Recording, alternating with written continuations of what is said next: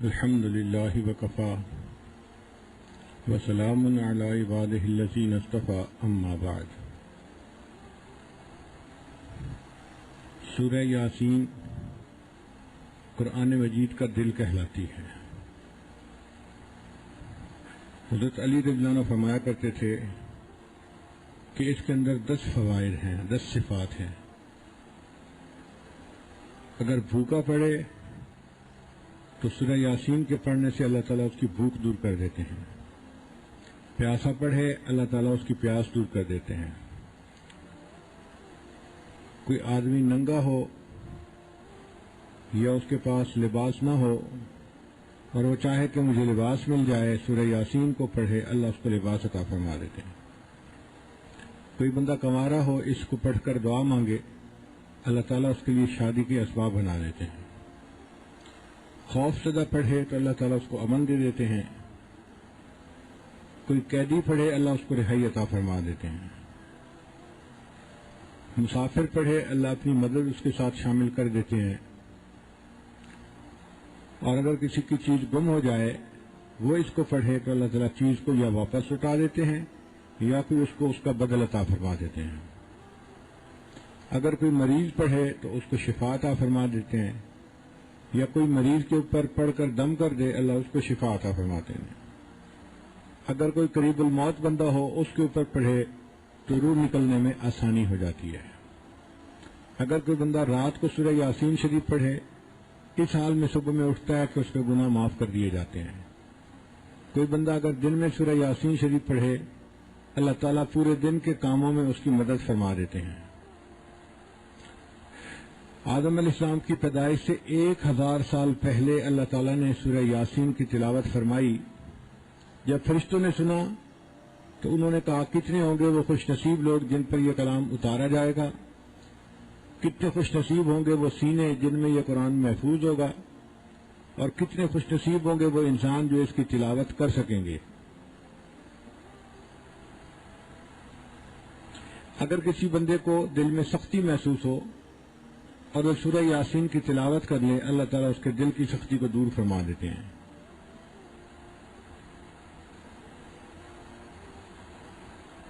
اگر کوئی شخص دیکھے کہ میں نے خواب میں سورہ یاسین کی تلاوت کی ہے تو اس کی تعبیر یہ ہے کہ اللہ تعالیٰ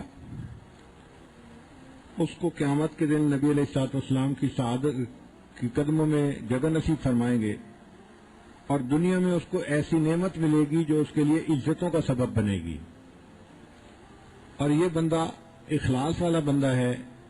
سورہ یاسین کی تلاوت اس سے خواب میں کی اس کے بے ریا ہونے کی علامت ہے۔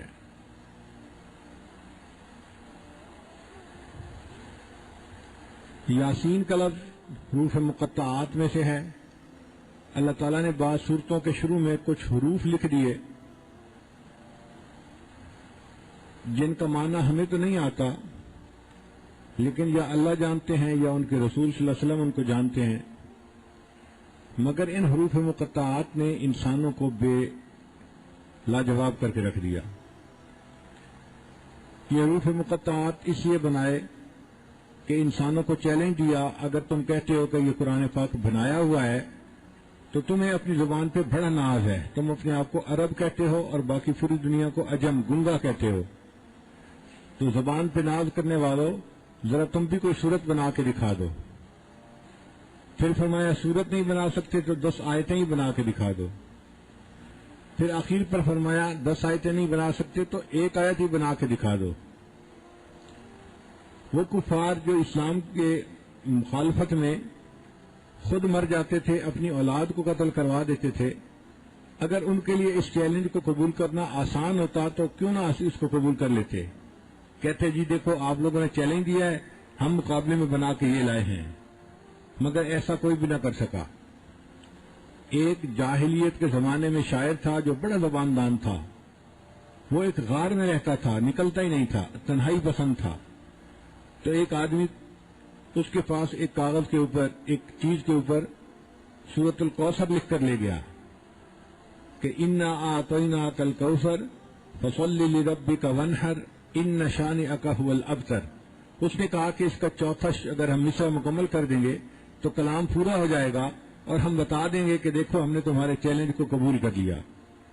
اب وہ شاعر کئی دن سوچتا رہا, کوئی فکرہ صحیح طرح جڑتا ہی نہیں تھا. آخر تھک ہار کے اس نے فکرہ جوڑا, ما ھذا قول البشر, یہ کسی بشر کا قول ہے ہی نہیں. تو اللہ تعالیٰ نے انہی کی زبان سے ان کو جواب دلوا دیے.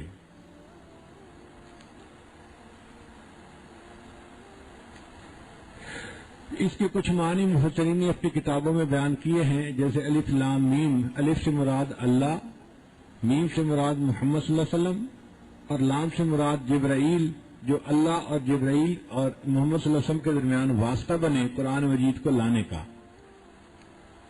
مگر سچی بات یہ ہے کہ یہ حروف مقطعات اللہ اور اس کے نبی صلی اللہ علیہ وسلم کے درمیان راز ہے, اس کو کوئی نہیں جانتا. میان عاشق و معشوق رمزیست, کرامن کاتبین را ہم خبر نیست. جو صورتیں الف کے حروف مقطعات کے ساتھ شروع ہوتی ہیں, یہ دیکھا گیا ہے کہ اس میں قرآن مجید کا تذکرہ ضرور آتا ہے.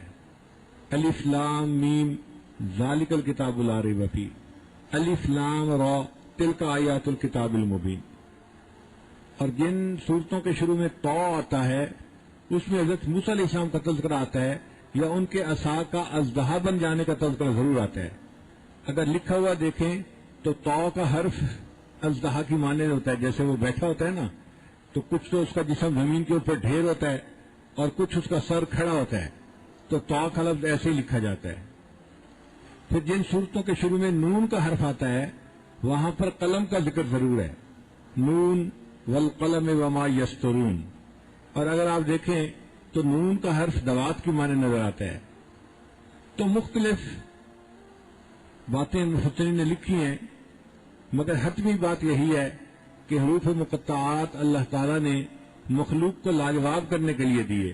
اور اس میں اس بات کا بھی جواب نکلتا ہے کہ جو لوگ کہتے ہیں جی کہ قرآن مجید کو بے سمجھے پڑھنے کا کیا فائدہ, وہ جی طوطوں کی طرح بچے رٹتے رہتے ہیں مدرسوں میں, کیا فائدہ ہے اس کا. کچھ مخالفین بھی ہیں جن کو قرآن مجید کا حفظ کرنا اچھا نہیں لگتا, وہ کہتے ہیں جی قرآن مجید کو سمجھ کے پڑھنا چاہیے. بھائی سمجھ کے پڑھنا چاہیے, بات ٹھیک ہے, ہم بھی آپ کے ساتھ ہیں, مگر اتنا غلب کرنا کہ بے سمجھ پڑھنے کا فائدہ ہی نہیں, یہ غلط بات ہے. مجھے ایک مرتبہ ایک ایسے صاحب مل گئے تو مجھے کہنے لگا جی یہ طوطے کی طرح رٹنے کا کیا فائدہ ہے. ان کا فائدہ تو ہے, کہتے نہیں اس کا مطلب آنا چاہیے. تو میں نے کہا اچھا میں آپ کے سامنے قرآن مجید پڑھتا ہوں, اس کا مطلب بتا دیں. کہتے جی پڑھیں. میں نے کہا کاف ہا یا عین صاد, اس کا ترجمہ بتائیں. کہتے جی اس کا ترجمہ تو کسی کو نہیں پتا. میں نے کہا میں نے قرآن پاک پڑھا اور ہر حرف کے بدلے ثواب ملتا ہے, حدیث پاک سے ثابت ہے. تو کاف ہا یا عین صاد پڑھنے پہ اجر ملا؟ کہتے ملا. بھئی اگر اس کو بغیر سمجھے پڑھنے پر اجر مل سکتا ہے تو باقی قرآن مجید کو بے سمجھے پڑھنے پر کیوں اجر نہیں مل سکتا؟ تو اجر ملتا ہے, افضل ہے سمجھ کے پڑھیں. اگر کوئی بے سمجھ بھی پڑھے گا اللہ اس کو بھی اجر عطا فرمائیں گے.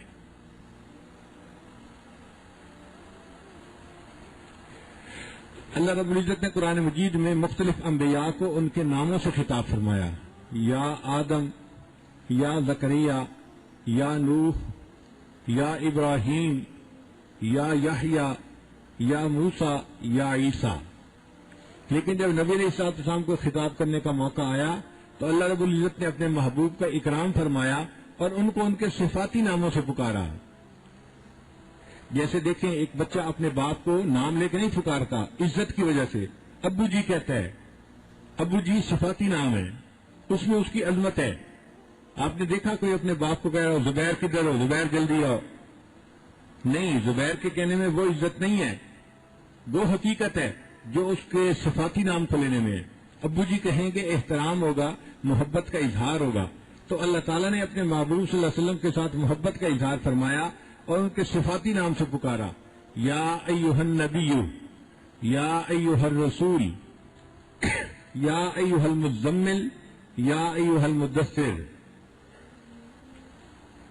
یا ایھا المزمل, اے کہ آراستہ بلباس پیغمبری. نبی علیہ السلام کو اتنے پیارے نام سے پکارا. یا ایھا المدثر, اے جہان کو سنوارنے والے اور درست کر دینے والے. قم فانذر, کھڑے ہو جائیے اور لوگوں کو ڈرا دیجیے.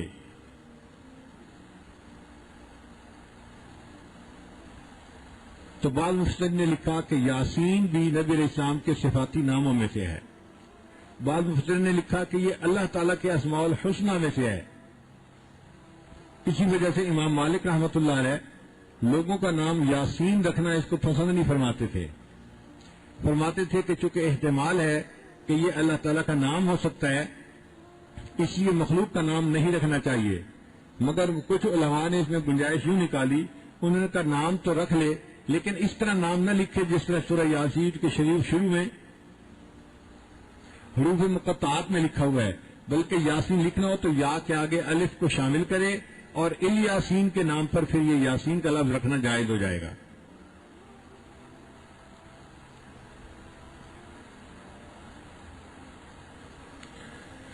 اب سوال پیدا ہوتا ہے کہ سورہ یاسین کو اللہ تعالیٰ نے قرآن مجید کا قلب جو فرمایا نبی علیہ السلام نے، تو اس کی کوئی وجہ ہوگی؟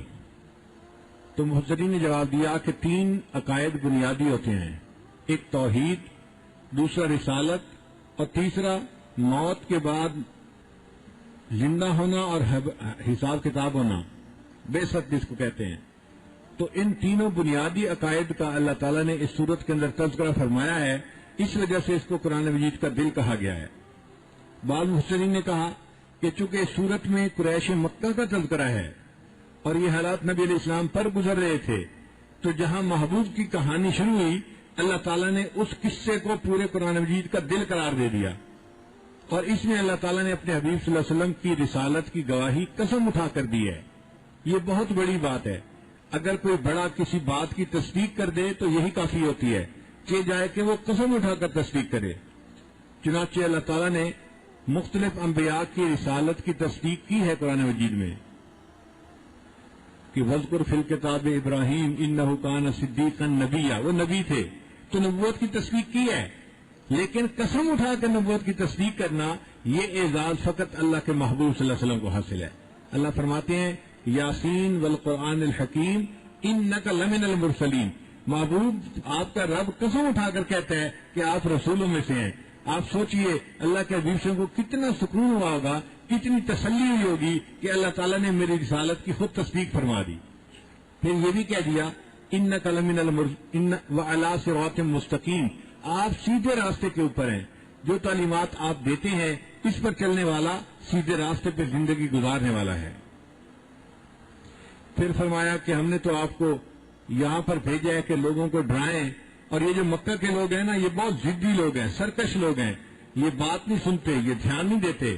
ان کے باپ دادا بھی ایسے تھے اور یہ ان کی اولاد بھی ایسے ہی ہے، اپنی ضد کے اوپر جمے ہوئے ہیں. اگر یہ بات کو نہ مانے تو آپ رنجیدہ نہ ہو، غمزدہ نہ ہو. ان کے لیے برابر ہے، ڈراؤ یا نہ ڈراؤ، سنتے ہی نہیں ہیں. اب یہاں سوال پیدا ہوتا ہے کہ اگر ڈرانا یا نہ ڈرانا برابر ہے تو پھر کیا فائدہ ڈرانے کا؟ تو مفسرین نے لکھا کہ کافروں کے لیے برابر ہے، ڈرائیں یا نہ ڈرائیں وہ ایمان نہیں لائیں گے، لیکن ڈرانے والے کے لیے برابر نہیں ہے. وہ ڈرائے گا تو اللہ اس پر اس کو اجر دیں گے اور قبولیت عطا فرمائیں گے. اس لیے ڈرانے والے کو اپنا کام کرنا چاہیے، اثر آئے نظر یا نہ آئے اس سے کوئی غرض نہیں ہونی چاہیے.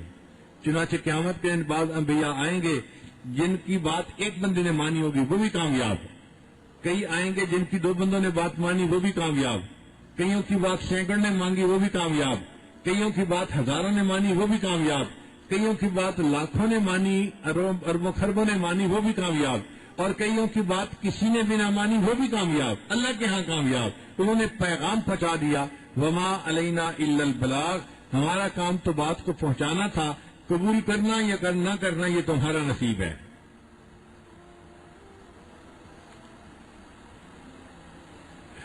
پھر یہاں پر اللہ تعالیٰ ایک بستی والوں کی مثال دیتے ہیں.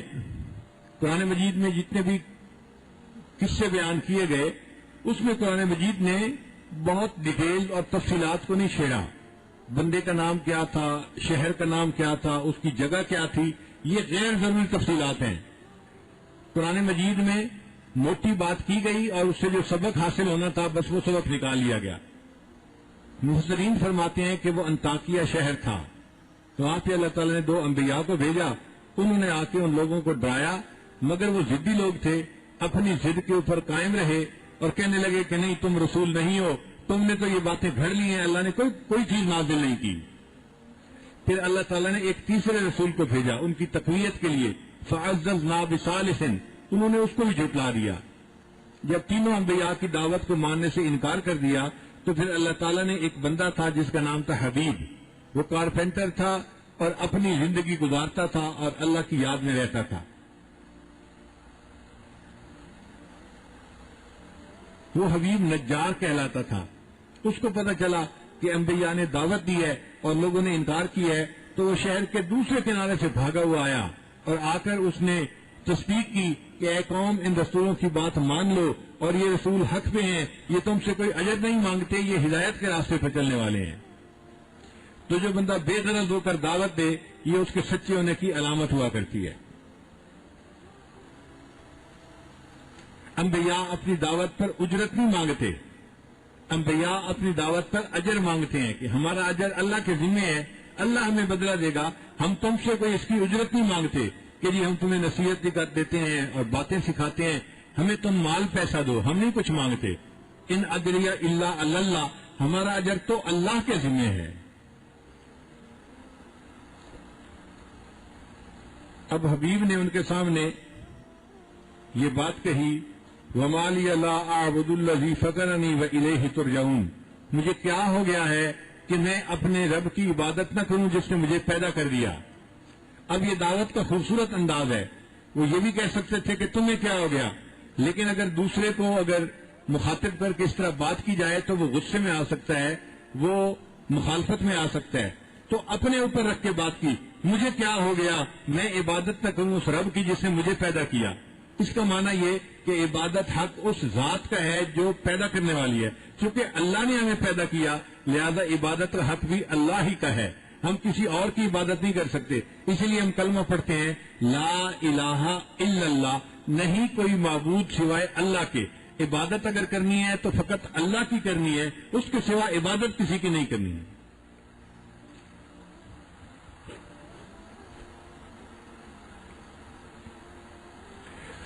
وَإِلَيْهِ تُرْجَعُونَ، یہاں پر انداز کلام متکلم سے مخاطب کی طرف پھیر دیا.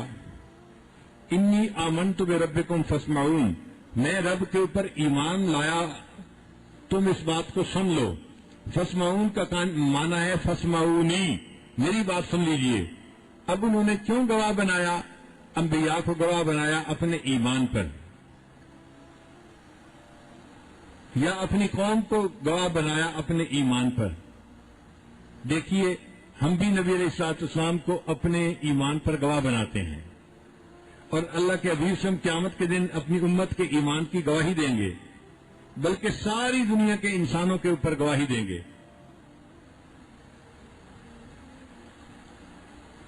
جو لوگ گنبد خضرا کی زیارت کرتے ہیں وہاں جا کر وہ سلام بھی پڑھتے ہیں نبی علیہ السلام پر، اور نبی علیہ السلام کے سامنے کلمہ پڑھ کے یہ فریاد بھی کرتے ہیں کہ اے اللہ کے حبیب صلی اللہ علیہ وسلم، میں نے آپ کے سامنے کلمہ پڑھا، آپ قیامت کے دن میرے ایمان کی گواہی عطا فرما دیجیے گا. چنانچہ ایک غزوہ ہوا، غزوۃ الرجیم، اس میں 70 قراء کو دھوکے سے شہید کر دیا گیا. قراء کا مطلب حفاظ، جو قرآن مجید کے حافظ تھے، ان کو شہید کر دیا گیا. اب جب وہ شہید ہوئے تو انہوں نے کہا کہ کاش ہمارا حال پہنچا دیا جاتا کہ اللہ ہم سے راضی ہو گیا اور ہم اللہ سے راضی ہو گئے. اللہ تعالیٰ نے ان کے پیغام کو وحی کے ذریعے سے نبی علیہ الصلوۃ والسلام تک پہنچا دیا. چنانچہ نبی علیہ السلام نے فرمایا کہ ان لوگوں نے کہا بلغوا عنا قومنا، ہماری طرف سے ہماری قوم کو یہ پیغام پہنچا دیا جائے، ان قد لقینا ربنا، ہم اپنے رب سے ہماری ملاقات ہو گئی، فرضی عنا، اللہ ہم سے راضی ہو گیا، وارضانا، اور ہم اپنے رب سے راضی ہو گئے. تو دیکھو ان کی یہ بات اللہ نے اپنے حبیب سے ان کے ذریعے سے قوم کو پہنچا دی. اس لیے قبر میں جب مردہ سوالوں کے جواب صحیح طرح سے دے لیتا ہے تو وہ کہتا ہے کہ دعونی ارجع الی اہلی، مجھے چھوڑ دو، میں اپنے گھر والوں کے پاس واپس جاؤں، فاخبرہم، اور میں ان کو جا کے خبر دوں کہ میں نے سوالات کا جواب کامیابی کے ساتھ دے دیا گیا. وہ کہتے ہیں کہ فیقولان لہو، وہ دونوں فرشتے اس کو کہتے ہیں نم کا نومت العروس، تم دلہن کی نیند سو جاؤ، آرام سے سو جاؤ. اب مفسرین نے یہاں لکھا کہ یہ کیوں کہا کہ دلہن کی نیند سو جاؤ، یہ بھی تو کہہ سکتے تھے آرام کی نیند سو جاؤ، گہری نیند سو جاؤ، بیبی کی طرح سو جاؤ، یہ کیوں کہا کہ دلہن کی نیند سو جاؤ؟ تو مفسرین نے لکھا کہ اس کی وجہ یہ ہے کہ دلہن اگر سو جاتی ہے تو اس کو انتظار ہوتا ہے اپنے خاوند کا، دلہا کا. جب وہ جاگتی ہے اس کی نگاہیں اپنے خاوند کے چہرے کے اوپر پڑتی ہیں. آج یہ مومن قبر کے اندر سو رہا ہے، قیامت کے دن جب یہ جاگے گا، اٹھے گا تو اللہ کا دیدار کرے گا، یہ اپنے محبوب کو اس دن دیکھے گا. اس لیے دلہن کی نیند فرمایا کہ سو جاؤ. قیل ادخل الجنہ، حبیب نجار کو قوم نے قتل کر دیا اور اس وقت فرشتوں نے یہ کہا کہ بھئی جنت میں داخل ہو جاؤ. شہید جو ہے اس کی قبر کو جنت کا باغ بنا دیا جاتا ہے، روضۃ من ریاض الجنہ، لہذا اس کو کہا گیا کہ تم جنت کے اندر داخل ہو جاؤ. اس پر اس نے یہ کہا قال یا لیت قومی یعلمون، کاش کہ میری قوم جان لیتی کہ میرے اللہ نے میری مغفرت فرما دی اور مجھے عزت والوں میں سے بنا دیا. تو حبیب نجار کی یہ بات اللہ نے قرآن کا حصہ بنا دیا. دائی کا یہاں سے دائی کی صفات سامنے آتی ہیں کہ دائی کے اندر امت کا غم ایسا ہونا چاہیے کہ وہ مرتے مرتے بھی امت کو دعوت دے جائے.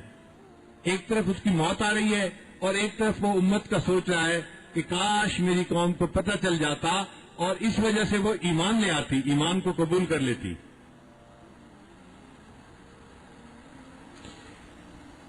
حبیب نجار نے تو ان کو نیکی کی طرف بلایا تھا مگر قوم نے بے وقوفی کی، اس کے ساتھ سختی کی. تو دائی جو ہے وہ قوم کی صفاحت کی وجہ سے دعوت دینا نہیں چھوڑتا. پھر دائی اپنی خاطر کسی سے انتقام بھی نہیں لیتا.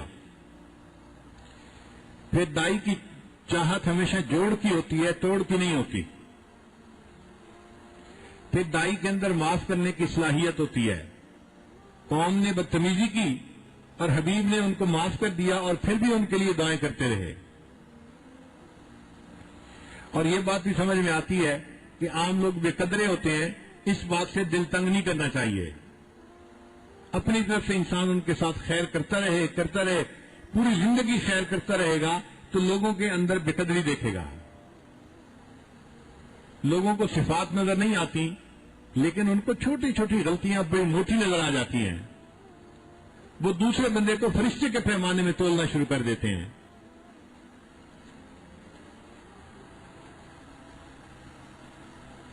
امام اعظم ابو حنیفہ رحمۃ اللہ علیہ کے ایک مخالف تھا. ایک مرتبہ اس نے ان کے سامنے بڑی بری باتیں کرنی شروع کر دی. امام صاحب کی دل آزاری تو ہوئی مگر وہ خاموش رہے، دل بڑا کیے رکھا. چلتے چلتے بستی کے قریب پہنچے تو امام صاحب کھڑے ہو گئے. اب اس مخالف کو حیرانی ہوئی، چل کیوں نہیں رہے؟ اس نے پوچھا کہ آپ چلتے کیوں نہیں؟ امام صاحب نے کہا کہ اس بستی میں میرے بہت سارے شاگرد ہیں، اگر ان کو پتہ چل گیا تم بدتمیزی کرو گے وہ اس کو برداشت نہیں کریں گے اور وہ تمہارے جو ہے نا وہ مخالف بن جائیں گے اور تمہیں ایذا پہنچائیں گے. تو میں کھڑا ہو گیا ہوں، جو کہنا ہے کہہ لو، پھر میں شہر میں داخل ہوں گا. خیر اس نے اور جتنی بکواس کرنی تھی کر لی، پھر تھک گیا. پھر کہنے لگا بس اب جو میں نے کہنا تھا کہہ لیا. تو امام صاحب نے کہا اچھا تم نے جو کہنا تھا کہہ لیا، اب ذرا میری بات بھی سن لو. اس نے کہا وہ کیا ہے؟ فرمایا کہ دیکھو تم نے میرے سامنے ایسی ایسی باتیں کی ہیں اور میری دل آزاری کی ہے. اگر میں اس کا جواب دینا چاہوں تو میں بھی جواب دے سکتا ہوں مگر میں نے کوئی جواب نہیں دیا. اگر میں چاہوں تو میں اپنے شاگردوں کو کہہ کے تمہیں سزا دلوا سکتا ہوں مگر میں ایسا نہیں کروں گا. تم جانتے ہو وقت کا بادشاہ میرا بڑا معتقد ہے، اگر میں اس کو شکایت لگاؤں وہ تمہیں قید میں بھی ڈالے گا اور تمہیں درے بھی لگوائے گا، لیکن میں اس کو شکایت نہیں لگاؤں گا. میں تم سے کوئی بدلہ نہیں لوں گا. اور اگر میں قیامت کے دن تمہارا گریبان پکڑنا چاہوں تو مجھے حق حاصل ہے، تم نے میری دل آزاری کی ہے، میں قیامت کے دن اس کٹہرے میں تمہیں گریبان سے پکڑ کے اپنا اجر مانگ سکتا ہوں. مگر میں ابھی بتا دیتا ہوں کہ میں اس دن کی قیامت کے دن اپنے حق کا مطالبہ نہیں کروں گا. اور آخری بات تمہیں پھر بتا دوں کہ اگر اللہ تعالیٰ نے قیامت کے دن مجھے معاف کر دیا اور جنت جانے کا حکم عطا فرما دیا تو یہ یاد رکھنا کہ میں تمہیں اپنے ساتھ لیے بغیر جنت میں نہیں جاؤں گا. جب امام اعظم رحمۃ اللہ نے ایسی بات کہی تو اس پتھر دل کو بھی اللہ نے موم بنا دیا، پاؤں پہ گر پڑا اور اس نے کہا جی مجھے معاف کر دیجئے، میں آپ کی حیثیت کو پہچانا نہیں تھا. اور وہ بندہ آپ کے معتقدین میں شامل ہو گیا.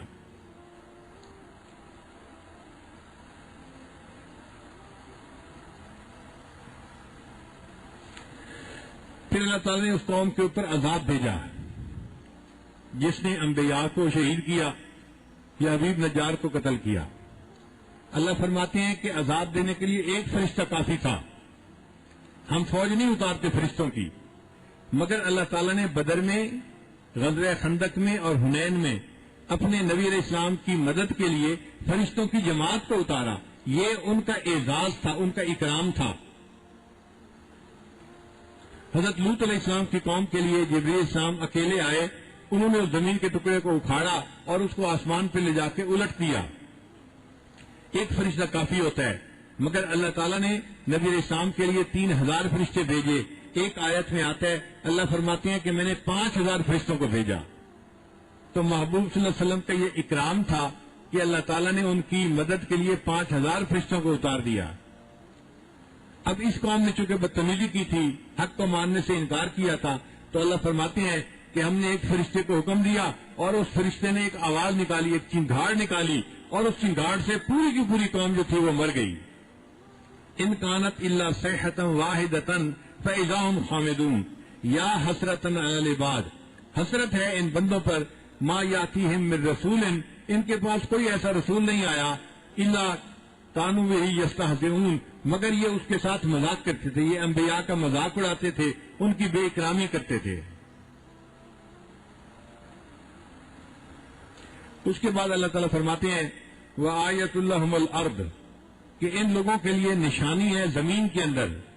ہم اگر غور کریں تو زمین کے اندر ہمارے لیے بڑی نشانی ہے، مگر غور کرنے کی عادت نہیں نا۔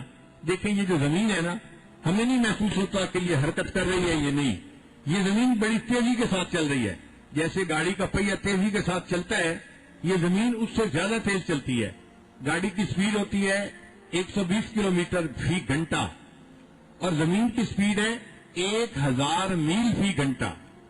زمین کا جو چکر ہے وہ 24000 میل ہے، تو زمین 24 گھنٹے میں پورے چکر کو مکمل کرتی ہے، تو دن سے رات ہو جاتی ہے اور پھر رات سے دن ہو جاتا ہے۔ اب اتنی تیزی کے ساتھ زمین گھوم رہی ہے اور ہمیں پتہ ہی نہیں، ہم اس کے اوپر بیٹھے ہیں، ہمیں احساس ہی نہیں ہوتا، ہمیں محسوس ہوتا ہے کہ ہم تو فرش کے اوپر بیٹھے ہیں۔ اللہ تعالیٰ نے زمین کو بیلنس اس طرح کر دیا کہ بندوں کو پتہ ہی نہیں چلتا۔ شروع میں جب زمین بنی تھی تو یہ ہلتی تھی، پھر اللہ تعالیٰ نے اس میں پہاڑوں کو پیدا کر دیا۔ یہ جو پہاڑ ہے نا، انہوں نے زمین کو اس طرح جو ہے وہ بنا دیا کہ بیلنس ہو گیا اور پتہ ہی نہیں چلتا۔ جو لوگ گاڑی چلاتے ہیں وہ جانتے ہیں کہ کئی مرتبہ گاڑی کے پہیے ان بیلنس ہو جاتے ہیں تو گاڑی کے اندر بیٹھے ہوئے لوگوں کو جھٹکے لگتے ہیں، چلانی مشکل ہوتی ہے گاڑی۔ وہ پھر ورکشاپ پہ جاتے ہیں اور اپنے وہیل کو بیلنس کرواتے ہیں۔ مشینیں بنی ہوتی ہیں، وہ وہیل کو بیلنس کرتی ہیں، کہیں چھوٹا سا وزن لگا دیا، کہیں تھوڑا بڑا وزن لگا دیا، مختلف جگہوں پہ وزن لگا کے بیلنس کر دیتے ہیں، اس کے بعد جھٹکے ختم ہو جاتے ہیں۔ تو اللہ تعالیٰ نے بھی کہیں چھوٹے پہاڑ بنا دیے، کہیں بڑے پہاڑ بنا دیے، کہیں کو ہمالیہ بنا دیا، اور ان پہاڑوں کے ذریعے سے اللہ نے زمین کو بیلنس کر دیا، اور اتنا بیلنس کیا اب اس کے اوپر بیٹھنے والوں کو پتہ بھی نہیں چلتا یہ چل بھی رہی ہے یا نہیں چل رہی۔ اگر سائنس کے نقطۂ نظر سے دیکھیں تو عقل حیران ہو جاتی ہے۔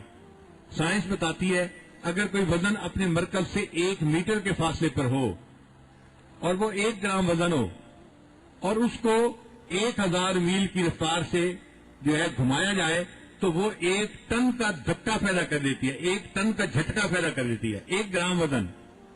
تو پوری زمین پر تو کتنے پہاڑ ہیں، اگر چھوٹی سی وزن میں کوئی تبدیلی ہوتی تو زمین کو تو جھٹکے لینے چاہیے تھے، اور کئی جگہ پہاڑوں کو کھودا جاتا ہے، زمین کو کھودا جاتا ہے، تو جب کھودا جاتا ہے تو ان بیلنس ہو جانا چاہیے، مگر میرے اللہ نے زمین کو ایسا بیلنس کیا کہ اتنا کھدائی کے باوجود، اتنا مٹی ادھر سے ادھر لے جانے کے باوجود زمین کی بیلنسنگ میں کوئی فرق نہیں آتا، انسانوں کو محسوس ہی نہیں ہوتا کہ زمین چل بھی رہی ہے یا نہیں چل رہی۔ ہمیں یہ ساکت نظر آتی ہے، ایک جگہ کھڑی ہوئی ہے، حالانکہ کھڑی ہوئی نہیں ہے، یہ گھوم رہی ہے اور ہم اس کا حصہ ہیں۔ پھر زمین کے اندر اور غور کریں تو اللہ تعالیٰ نے نمکیات رکھ دیے، ان نمکیات کی وجہ سے اس کے اوپر فصلیں اگتی ہیں، سبزیاں اگتی ہیں، درخت اگتے ہیں۔ اب اللہ تعالیٰ نے وہ نمکیات کتنے اچھے طریقے سے رکھے کہ آدم علیہ السلام سے لے کر آج تک ہزاروں سال گزر گئے اور سبزی پیدا ہو رہی ہے، کھیتیاں پیدا ہو رہی ہیں، وہ نمکیات کی مقدار میں کوئی کمی نہیں آئی۔ اگر کوئی کہتا کہ جی وہ نمکیات زیادہ رکھ دیے تھے تو بھائی زیادہ نمکیات کی وجہ سے تو الٹا پودے مر جاتے ہیں، درخت جو ہے وہ جل جاتے ہیں، لیکن کوئی پودا مرتا جلتا نہیں ہے. ایسا بیلنس کیا کہ ان نمکیات میں افراط بھی نہیں، تفریط بھی نہیں. یہ میرے اللہ کا کام ہے. وبارک فیہا، اللہ فرماتے ہیں ہم نے زمین کو 2 دن میں بنایا اور 4 دن کے اندر ہم نے اس میں برکت رکھ دی. برکت سے کیا مراد؟ نمکیات رکھ دی جو فصل کے لیے مناسب تھی. اب پودا اگتا ہے، درخت اگتا ہے، اس کو نیوٹرینٹ بھی ملتی ہیں اور مائکرو نیوٹرینٹ بھی ملتی ہیں، اور زمین سے وہ خوراک لے کے اپنا بڑھتا ہے اور بڑا ہو جاتا ہے، اور اس میں کوئی کمی بھی نہیں آتی.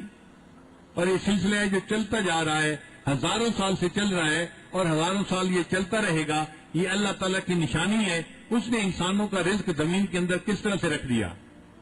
دیکھیں ہمارے جسم کی جو ضرورت ہے وہ زمین سے نکلتی ہے. پانی زمین سے نکلتا ہے اور کھانے کی فصل زمین سے نکلتی ہے. چاول، گندم، مکئی سب زمین سے نکلتے ہیں. پھر پھل جو ہیں وہ زمین سے نکلتے ہیں. پھر جو ہم کپڑا پہنتے ہیں اس کی فصل کاٹن وہ زمین سے نکلتی ہے. پھر ہمارے جو گھر بنتے ہیں ان کے لیے لکڑی، ان کے لیے شیشہ، ان کے لیے باقی چیزیں وہ سب زمین سے نکلتی ہیں. حتیٰ کہ سونا بھی زمین سے نکلتا ہے، چاندی بھی زمین سے نکلتی ہے، لوہا بھی زمین سے نکلتا ہے. ہر چیز ہماری زمین سے نکلتی ہے. اللہ نے ہماری ہر ضرورت کو زمین سے پورا کر دیا. تو یہ اللہ تعالیٰ کی قدرت کی کتنی بڑی نشانی ہے کہ اللہ تعالیٰ نے زمین میں ذخائر رکھ دیے. پھر کہیں پر اللہ تعالیٰ نے ہیرے موتی رکھ دیے اور کہیں پر اللہ تعالیٰ نے جو ہے وہ سونے اور چاندی کو رکھ دیا اور کہیں پر اللہ تعالیٰ نے اس سے بھی زیادہ قیمتی چیزوں کو رکھ دیا. سونے سے زیادہ پلاٹینم ہوتا ہے، سونے سے زیادہ یورینیم ہوتا ہے. اللہ تعالیٰ نے بعض جگہوں پر پہاڑوں کے اندر یہ چیزیں بھی رکھ دی ہیں. تو اللہ تعالیٰ فرماتے ہیں کہ زمین پر غور کرو، تمہیں میری نشانی نظر آئے گی کہ بنانے والا فقط پروردگار کتنا عظیم ہے جس نے انسان کے لیے ایسی زمین کو پیدا کر دیا.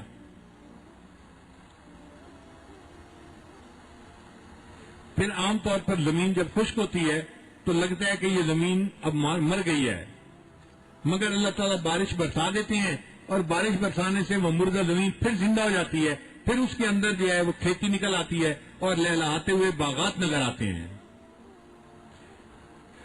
تو اللہ فرماتے ہیں وَآیَةٌ لَهُمُ الْأَرْضُ الْمَيْتَةُ، ان کے لیے یہ زمین ایک نشانی ہے. دیکھو یہ مردہ تھی اور ہم نے بارش کے ذریعے سے اس کو دوبارہ زندہ کر دیا. تو اگر بارش کے ذریعے سے یہ دوبارہ زندہ ہو گئے تو اے لوگوں تم مر جاؤ گے تو تمہیں قیامت کے دن زندہ کرنا کوئی مشکل کام نہیں ہوتا. شروع میں بندے کو بنانا مشکل تھا، ہم نے تو بندے کو بنا دیا. اب جب ایک دفعہ بن گیا، اب مر گیا ہے، تو مرے کو زندہ کرنا کون سا مشکل کام ہے. ہم قیامت کے دن اس کو زندہ کر دیں گے اور اللہ تعالیٰ فرماتے ہیں کہ ہم تمہارا اس دن حساب کتاب لیں گے. امام شافعی رحمۃ اللہ فرمایا کرتے تھے کہ انسان غور کرے تو اللہ کی قدرت کی نشانیاں نظر آتی ہیں. دیکھو شہتوت کا پتا ایک ہی ہے، اس کو اگر بکری کھاتی ہے اس سے دودھ ملتا ہے. اس شہتوت کے پتے کو اگر ریشم کا کیڑا کھاتا ہے تو اس سے ریشم ملتا ہے. اس کو اگر ہرن کھاتا ہے تو ہرن کی ناف کے اندر مشت پیدا ہوتا ہے. ایک ہی غذا تھی، اس کو ریشم کے کیڑے نے کھایا تو ریشم بنا دیا، بکری نے کھایا دودھ بنا دیا، اور ہرن نے کھایا تو اس کو مشک کی خوشبو بنا دیا. کوئی انسان ایسی مشین پیدا کر سکتا ہے جس مشین میں شہتوت کے پتے ڈالے جائیں، ایک مشین سے دودھ نکلنا شروع ہو جائے، دوسرے مشین سے ریشم کا کپڑا نکلنا شروع ہو جائے اور تیسرے سے مشک کی خوشبو نکلنی شروع ہو جائے؟ انسان کے بس کی بات ہی نہیں. یہ فقط اللہ کی صفت ہے کہ اللہ رب العزت نے اپنی قدرت کو کیسے جو ہے دکھا دیا. ہمارے لیے اس میں نشانی ہے. اس میں پھر فرمایا قرآن مجید میں کہ ہم نے زمین کے اندر سے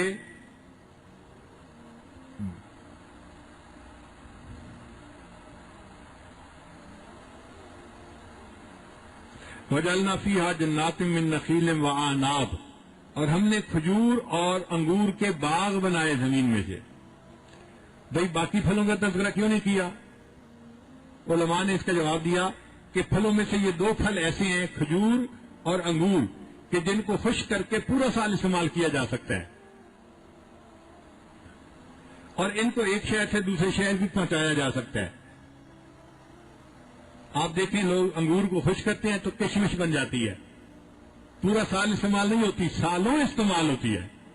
پچھلے سال کی کشمش تھی اور ہم زردہ بناتے ہیں اور اس میں اس موقع پہ ڈال دیتے ہیں. تو اللہ تعالیٰ نے ان دو فصلوں کا نام لیا جو سارا سال استعمال ہوتی ہیں اور ایک جگہ سے دوسری جگہ آسانی سے پہنچا دی جاتی ہیں. اللہ فرماتے ہیں تم غور کرو، ہم نے تمہارے لیے یہ نشانیاں بنا دی ہیں.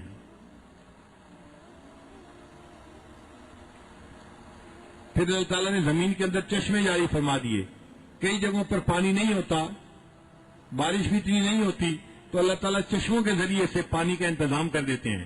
یہ جو پہاڑی علاقہ ہے ان میں پہاڑ کے اندر جو ہے وہ ڈھلان ہوتی ہے.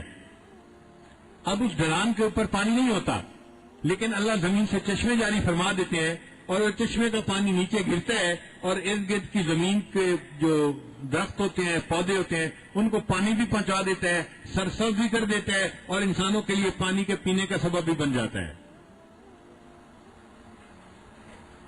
لِيَأْكُلُوا مِن ثَمَرِهِ، ثمرہ میں ہی کی ضمیر جو ہے وہ اللہ کی طرف ہے. مقصد یہ ہے کہ پھل اللہ کی قدرت سے حاصل ہوتے ہیں. اگر اللہ نہ چاہے تو پھل حاصل نہیں ہو سکتے. ایسا بھی ہوتا ہے بندہ باغ لگاتا ہے، کئی مرتبہ باغ کے اوپر پھل نہیں لگتا، کئی دفعہ خوب لگتا ہے، حالانکہ ہر چیز ٹھیک ہوتی ہے. ہر سال ہم اخباروں میں پڑھتے ہیں اس سال آم کی فصل اچھی نہیں ہوئی، اس سال آم کی فصل بہت اچھی ہو گئی. بھئی وہی زمین تھی، وہی پانی تھا، وہی اس کا مالک تھا، سب کچھ کیا تو صحیح، مگر پھل لگتا ہے جب اللہ چاہتے ہیں. بندے کے بس کی بات نہیں ہوتی. مالی دا کم پانی دینا تے بھر بھر مشکاں پاوے، مالی دا کم پانی دینا تے بھر بھر مشکاں پاوے، تے مالک دا کم پھل پھل لانا، لاوے یا نہ لاوے. یہ اللہ کا کام ہے پھل لگانا. وہ چاہتا ہے تو پھل لگا دیتا ہے اور چاہتا ہے تو پھل نہیں لگاتا.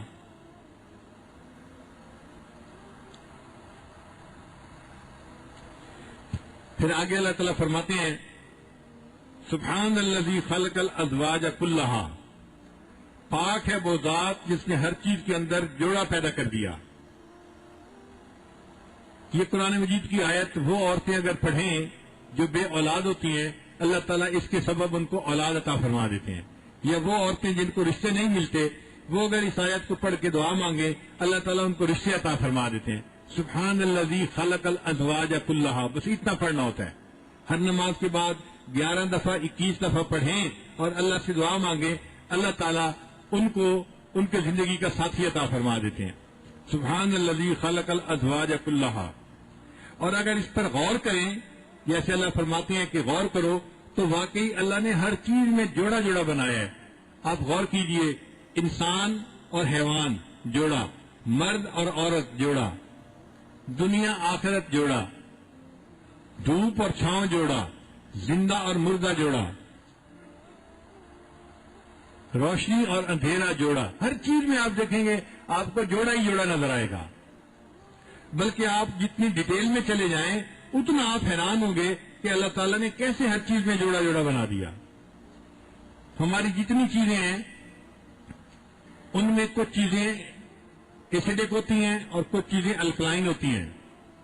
یہ بھی جوڑا بن گیا. آپس میں ان کے ریئیکشن ہوتے ہیں، ایک ہوتا ہے آیونک ریئیکشن، ایک ہوتا ہے کوویلنٹ بانڈ. آیونک بانڈ اور کوویلنٹ بانڈ، جو بچے سائنس پڑھے ہیں وہ اس بات کو سمجھ رہے ہوں گے. تو دیکھو چیزوں کا ایک دوسرے کے ساتھ جو ملاپ ہوتا ہے کیمیکل ایکشن کے ذریعے سے، اس میں بھی جوڑا جوڑا. ایک کے اندر پازیٹو آئن ہوتا ہے، ایک نیگیٹو آئن ہوتا ہے، وہ ایک دوسرے کی طرف جو ہے کھنچ جاتی ہیں، ایفینٹی ہوتی ہے اور آپس میں وہ مل جاتے ہیں تو ریئیکشن ہو جاتے ہیں.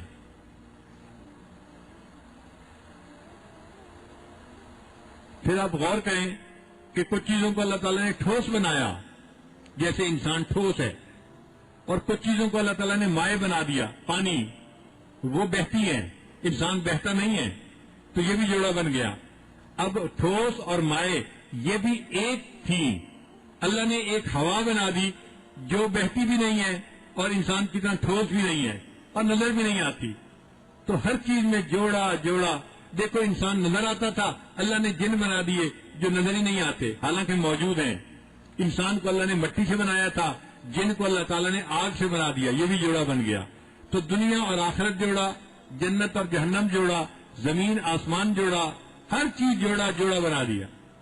خود انسان کے اندر دیکھیں تو اس میں بھی دو چیزیں ہیں، ایک ہے جسم اور ایک ہے روح. جسم عالم خلق سے بنا اور روح عالم امر سے بنا، تو یہ بھی جوڑا ہی ہے. جس چیز میں غور کرتے جائیں گے اللہ نے فرمایا وَمِن كُلِّ شَيْءٍ خَلَقْنَا زَوْجَيْنِ، ہم نے ہر چیز میں جوڑا بنایا تاکہ تم نصیحت پکڑ سکو. تو ہر چیز میں جوڑا ہے، ہر چیز میں جوڑا ہے. سائنس کے بچے سمجھتے ہیں کہ جتنے دنیا کے اندر چیزیں ہیں ان سب کے جو ہے نا وہ ریئیکٹ کرتی ہیں. اللہ نے کچھ چیزیں ایسی بنا دی جو ریئیکٹ ہی نہیں کرتی، ان کو انرٹ گیسز کہتے ہیں، ان کا ریئیکشن ہی نہیں ہوتا. اللہ نے اس میں بھی جوڑا بنا دیا. پھر عام چیزیں تو وہ ہوتی ہیں کہ جن سے شعاعیں نہیں نکلتی. اللہ نے کچھ ایسی چیزیں بنا دی جن سے شعاعیں نکلتی ہیں، ان کو ریڈیو ایکٹیو کہتے ہیں. جیسے یورینیم ہے، تھوریم ہے اور ریڈیم ہے، یہ ریڈیو ایکٹیو مٹیریل ہے، ان سے ہر وقت الفا بیٹا کی شعاعیں نکلتی رہتی ہیں. تو یہ بھی جوڑا بن گیا. کچھ وہ چیزیں جن سے نہیں نکلتی، کچھ وہ جن سے نکلتی ہیں. جس چیز پہ غور کرتے چلے جائیں گے آپ کو جوڑا ہی جوڑا نظر آئے گا. آپ دیکھیں یہ پوری دنیا سائنس کی نظر میں ایٹم سے بنی ہے. جیسے ایک مکان اینٹ سے بنتا ہے تو اینٹ کو اس کا بلڈنگ بلاک کہتے ہیں. اس پوری جہان کا جو بلڈنگ بلاک ہے وہ ایٹم ہے. ایٹم کے اوپر یہ پوری کائنات بن گئی. اب ایٹم پر اگر غور کریں اس میں بھی جوڑا جوڑا. ایک ایسا پارٹیکل ہوتا ہے جس پر پازیٹو چارج ہوتا ہے، اس کو پروٹون کہتے ہیں. ایک کے اوپر نیگیٹو چارج ہوتا ہے، اس کو الیکٹران کہتے ہیں. تو یہ بھی جوڑا بن گیا. مثبت چارج اور منفی چارج کے پارٹیکل جوڑا بن گیا. اب ان کے اوپر چارج تھا تو کوئی ایسا پارٹیکل بھی ہونا چاہیے تھا جس پر چارج نہ ہو. اللہ نے نیوٹرون بنا دیا، یہ بھی جوڑا بن گیا. یہ چارج والے ہیں، یہ بغیر چارج کے، یہ بھی جوڑا بن گیا. اب یہ ایٹم بن گیا اور یہ ایٹم مالیکول بنتا ہے اور اس کے اوپر پوری کائنات کو اللہ نے بنا کے دکھا دیا. پھر اگر اور اس پر غور کریں تو اور زیادہ آپ کو اللہ کی نشانی نظر آئیں گی. دیکھیے ہم زبان بولتے ہیں، ہماری زبان انسان کی زبان کہلاتی ہے، لیکن جو کمپیوٹر ہے وہ انسان کی زبان نہیں سمجھتا، اس کے لیے کمپیوٹر کی زبان ہوتی ہے، وہ ایک الگ زبان ہے. تو انسان کی زبان اور کمپیوٹر کی زبان یہ بھی جوڑا بن گیا. پھر جو مشینیں ہیں یہ مشینیں زبان کو نہیں سمجھتی، ان کے لیے ایک الگ زبان بنائی گئی جس کو مشین لینگویج کہتے ہیں. اور وہ مشین لینگویج کیسے بنتی ہے؟ 0 اور 1 2 ڈیجٹ ہیں، ان کے ذریعے سے وہ بنتی ہے. اس کو بائنڈری لینگویج کہتے ہیں. تو مشین بائنڈری لینگویج سمجھتی ہیں. دنیا میں جتنے روبوٹ بنے ہیں، جتنی مشینیں بنی ہیں، وہ اس بائنڈری لینگویج کے ذریعے سے عمل درآمد کرتی ہیں. تو یہ دیکھو یہ بھی جوڑا 0 اور 1 جوڑا. حتیٰ کہ اگر سپیس کے اندر کوئی گاڑی بھیجی جاتی ہے اس کو بھی 0 اور 1 کی بائنڈری لینگویج کے ذریعے سے کنٹرول کیا جاتا ہے. یہ جوڑا آپ کو دنیا کی ہر چیز میں ملے گا. آپ جتنا غور کرتے چلے جائیں، ہزاروں لوگ اس پوائنٹ کے اوپر پی ایچ ڈی کر سکتے ہیں. اگر وہ سوچیں تو جوڑے مزید بناتے جائیں اور نئی سے نئی چیزوں کو دریافت کرتے چلے جائیں. قرآن مجید کی عظمت دیکھیے، ایک آیت میں ایسا راز دے دیا کہ جس راز کے اوپر ہزاروں بندے پی ایچ ڈی کی ڈگری حاصل کر سکتے ہیں. وَمِن كُلِّ شَيْءٍ خَلَقْنَا زَوْجَيْنِ، ہم نے ہر چیز کے اندر جوڑا پیدا کر دیا. یہاں تک کہ اگر کائنات میٹر سے بنی ہے، مادہ سے بنی ہے، تو سائنسدانوں نے اینٹی میٹر کو بھی تلاش کر لیا کہ میٹر اگر ہے تو اینٹی میٹر بھی ہے، یہ بھی جوڑا ہے. واہ اللہ تیری قدرت پہ قربان جائیں کہ تم نے 2 لفظوں میں پوری کائنات کے راز کو کھول کے رکھ دیا. ہم نہ فرماتے ہیں وَمِن كُلِّ شَيْءٍ، ہر چیز کے اندر ہم نے جوڑا بنایا ہے. اچھا دیکھیں، انسان آکسیجن لیتا ہے اور کاربن ڈائی آکسائڈ نکالتا ہے، زندہ رہتا ہے. اللہ نے درخت بنا دیے، وہ کاربن ڈائی آکسائڈ لیتے ہیں، آکسیجن نکالتے ہیں، یہ بھی جوڑا بن گیا. پھر دیکھیے انسان کے اندر بیکٹیریا ہوتا ہے جو بیماری کو بڑھا دیتا ہے. تو بیکٹیریل بیماریاں ہوتی تھی، اللہ نے ایک اور بیماری بنا دی جس کو فنگل بیماریاں کہتے ہیں، یہ بھی جوڑا بن گیا. اچھا کچھ ایسی چیزیں ہیں کہ جو آکسیجن کی وجہ سے زندہ رہتی ہیں، مگر اللہ نے ایسا بھی بیکٹیریا بنا دیا جو بغیر آکسیجن کے زندہ رہتے ہیں، اس کو انیروبک بیکٹیریا کہتے ہیں. دانتوں کے اندر اور انسان کے پیٹ کے اندر جہاں ہوا نہیں پہنچ پاتی وہ بیکٹیریا ہوتا ہے جو انسان کی بیماری کا سبب بنتا ہے. واہ میرے اللہ، آپ نے ہر چیز میں جوڑا ہی جوڑا بنا دیا. جتنا غور کرتے جائیں گے دل سے یہ آواز نکلے گی، اللہ آپ کتنے بڑے عظیم خالق ہیں، آپ نے کائنات کی ہر چیز کے اندر جوڑا ہی جوڑا بنا دیا. اور دیکھیں یہ قرآن کب اتر رہا تھا؟ 1400 سال پہلے، جب انسان صرف مرد اور عورت کو جوڑا سمجھتا تھا. اس وقت اس نے کلّ شیء کا لفظ استعمال کیا کہ صرف مرد اور عورت میں جوڑا نہیں ہے، وَمِن كُلِّ شَيْءٍ، کل کا لفظ بتا رہا ہے کہ کائنات کی ہر چیز کے اندر اللہ نے جوڑا جوڑا بنا دیا ہے. اور یہ بات آج اس سائنسی دور میں سائنس پڑھنے والوں کو سمجھ آ رہی ہے. ہم اللہ کی قدرت پہ قربان جائیں جس نے ایسی عظیم کتاب کو اتارا اور اس میں ایسے عظیم راز اللہ نے ہمارے سامنے کھول دیے.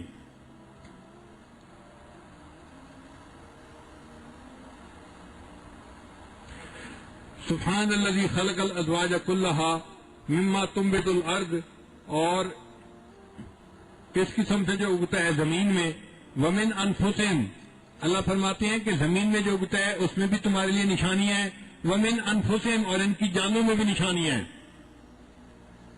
انسان اگر اپنے اوپر غور کرے تو ہمارے اندر بھی اللہ کی قدرت کی نشانیاں ہیں. دیکھو جو لوگ کہتے ہیں نا کہ بس یہ کائنات خود بخود بن پڑی، تو ایک قانون ہر جگہ ہونا چاہیے. اگر ایک قانون ہر جگہ ہوتا تو انسان کے سر کے بال جس رفتار سے بڑھتے ہیں، اگر ہماری پلکیں بھی اسی رفتار سے بڑھتی ہیں تو پھر کیا ہوتا بتائیے ذرا. اگر انسان کے سر کے بال جتنے لمبے بڑھتے ہیں، ہمارے بازوؤں کے بال بھی اسی رفتار سے بڑھتے تو پھر کیا ہوتا؟ انسان دیکھنے میں بھوت نظر آتا یا نہ آتا؟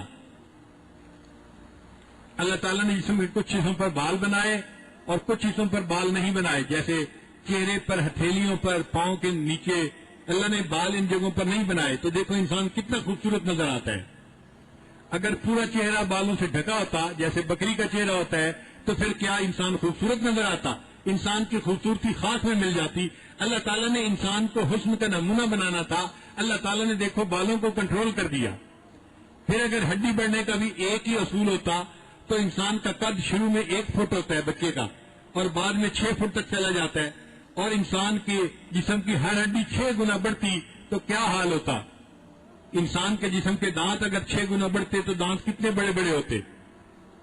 انسان کی آنکھ کا ڈیلا شروع میں اگر 1 انچ کا ہوتا ہے اور آخر میں یہ 6 انچ کا بڑا ہوتا تو دیکھیں آنکھیں کیا ہوتی. مگر ہر چیز کو اللہ نے ایک اصول سے نہیں بڑھایا. جہاں جتنا بڑھانا مناسب تھا اللہ نے اس کی تقریر بنا دی. کچھ ہڈیاں تیزی سے بڑھتی ہیں، کچھ ہڈیاں کم تیزی سے بڑھتی ہیں، کچھ بال تیزی سے بڑھتے ہیں، کچھ کم تیزی سے بڑھتے ہیں، اور اللہ تعالیٰ نے انسان کو قدرت کی نشانی بنا دیا. اللہ فرماتے ہیں کہ کائنات میں بھی تمہارے لیے نشانیاں ہیں اور تمہاری اپنی ذات میں بھی ہماری قدرت کی نشانیاں موجود ہیں. ومن انفسہم، اور ان کی جانوں میں بھی نشانیاں ہیں. تو ہم اپنے اندر غور کریں تو بھی ہمیں اللہ کی نشانیاں نظر آتی ہیں، باہر کی دنیا میں غور کریں تو بھی نشانیاں نظر آتی ہیں. اللہ تعالیٰ قرآن مجید میں فرماتے ہیں سنریہم آیاتنا فی الآفاق وفی انفسہم، ہم ان کو عنقریب نشانیاں دکھائیں گے کائنات میں بھی اور ان کی اپنی جانوں میں بھی، حتیٰ یتبین لہم انہ الحق، حتیٰ کہ ان کے اوپر حق بات بالکل کھل کر سامنے آ جائے گی. پھر اگر یہ بات نہیں مانیں گے ہم اس پوری کائنات کو سمیٹ کر رکھ دیں گے، قیامت برپا کر دیں گے. آج سائنس کی دنیا کا وقت ہے، اس لیے ہمیں یہ نشانیاں کائنات میں بھی نظر آتی ہیں اور انسان کے اپنے اندر بھی نظر آتی ہیں. ڈاکٹر لوگ دیکھیے کائنات کی چیزوں کو، انسان کو سمجھنے میں دن رات لگے ہوتے ہیں، مگر اتنی تفصیل ہے کہ یہ آج تک اس کو مکمل نہیں سمجھ سکے. میں نے ایک مرتبہ نیو یارک میں اپنی آنکھوں کا چیک کروایا. ایک امریکن ڈاکٹر تھا اور اس کے پاس اتنی مشینیں تھیں کہ مجھے لگتا تھا کہ یہ کوئی ڈاکٹر کی کلینک نہیں، یہ کوئی کارخانہ ہے. اتنی مشینیں لگی ہوئی تھیں. ایک مشین پہ چیک کرتا، دوسری پہ، تیسری پہ، چوتھی پہ. تنگ ہو گیا میں. پھر آخر پہ میں نے اس سے پوچھا کہ یہ بتائیں آپ کے پاس اتنی مشینیں ہیں اور آپ اتنے ماہر ہیں، آپ کی طرح اور بھی آنکھوں کے ماہر ہوں گے. کہنے لگا دنیا میں لاکھوں آئی اسپیشلسٹ ہیں. میں نے کہا دیکھیں انسان کی آنکھ 1 انچ سے بھی چھوٹی ہے اور لاکھوں انسان روزانہ دنیا کے اندر ان مشینوں کے ذریعے آنکھ کی تفصیلات میں ریسرچ کر رہے ہیں اور ہزاروں سال گزر گئے، کیا اب تک یہ ریسرچ مکمل نہیں ہوئی؟ وہ ہنس کے کہنے لگا کہ اگر 1,00,000 سال اور انسانوں کو دے دیے جائے پھر بھی وہ آنکھ کی تفصیلات کو نہیں سمجھ سکتے. ایک آنکھ کے اندر اتنی تفصیل ہے کہ لاکھوں ڈاکٹر روزانہ گھنٹوں ان مشینوں پہ محنت کرتے ہیں اور بیماریوں کو سمجھنے کی کوشش کرتے ہیں اور پھر وہ کہتے ہیں کہ ہم تو ابھی اس کو نہیں سمجھ سکے. پھر اور غور کیجئے انسان کے اندر جو بچے کی پیدائش ہوتی ہے اس میں جوڑا وہ کیسے؟ انسان کے اندر کروموسوم ہوتے ہیں. 23 مرد کے اندر ہوتے ہیں ایکس اور وائی اور عورت کے اندر ہوتے ہیں ایکس اور ایکس. جب آپس میں ملتے ہیں تو ایکس ایکس الگ ہو جاتے ہیں, 2 حصے بن گئے, اور مرد کا جو ایکس وائی تھا وہ بھی الگ ہو جاتا ہے, ایکس وائی ہو گیا. تو دو چیزیں جو تھیں وہ 4 چیزیں بن گئی. اب ان 4 چیزوں میں ایک جوڑا پہلے بنتا ہے.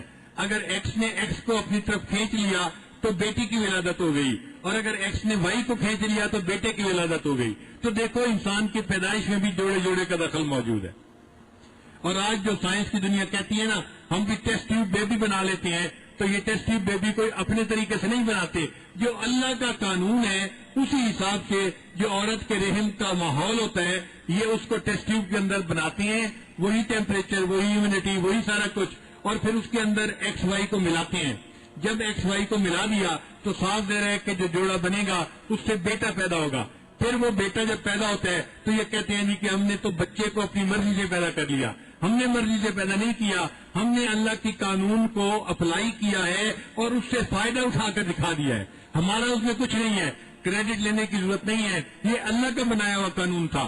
ہم اس سے ہٹ کے کوئی طریقہ اختیار کرتے تو پھر کہتے کہ ہم نے کچھ کام کیا ہے. تو دیکھیے جوڑا اور جوڑا جتنا غور کرتے جائیں گے ہمیں جوڑے اور جوڑے کی تفصیلات کا پتہ چلتا جائے گا.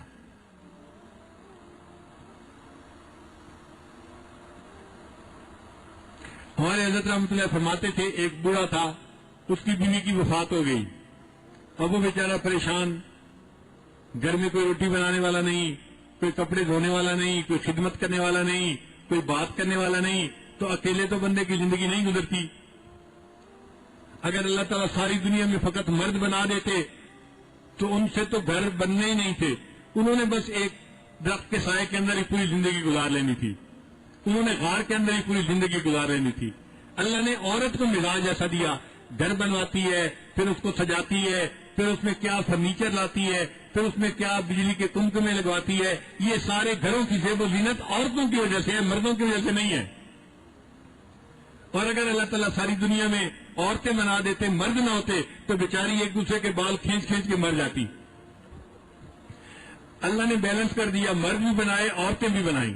اب دیکھو مرد اور عورت ایک گھر کے اندر کتنی محبت بھری زندگی گزارتے ہیں, فیملی کا سیٹ اپ ہوتا ہے اور اللہ تعالیٰ ان کو خوشیوں بھری زندگی دیتے ہیں. وہ اللہ کی عبادت کرتے ہیں اور اللہ کی رضا کے لیے اپنی زندگی گزار کے چلے جاتے ہیں. اللہ نے جوڑا جوڑا بنایا ہر چیز کے اندر. تو اب وہ بوڑھا بڑا پریشان تھا کہ بھئی اس عمر میں اگر میں کہیں سے رشتہ مانگوں تو کوئی رشتہ بھی نہیں دے گا, اور مجھے مدد تعاون کی ضرورت بھی ہے. تو وہ روز دعائیں مانگتا, اللہ مجھے بیوی عطا کر دے, بیوی عطا کر دے, بیوی عطا کر دے, اور کوئی اثر ظاہر نہ ہوتا. ایک دن اس کے ذہن میں عجیب بات آئی, وہ دعا مانگنے بیٹھا اور دعا مانگتے مانگتے کہنے لگا, اللہ کل تو ہی چنگا لگنا ہے. اے اللہ اکیلا تو ہی اچھا لگتا ہے, میں اکیلا اچھا نہیں لگتا. اللہ کی وحدانیت کا جب اس نے تذکرہ کیا اللہ کو رحم آ گیا, اور اللہ نے اس بڑھاپے میں اس کو اس سے چند سال چھوٹی ایک بیوی عطا فرما دی.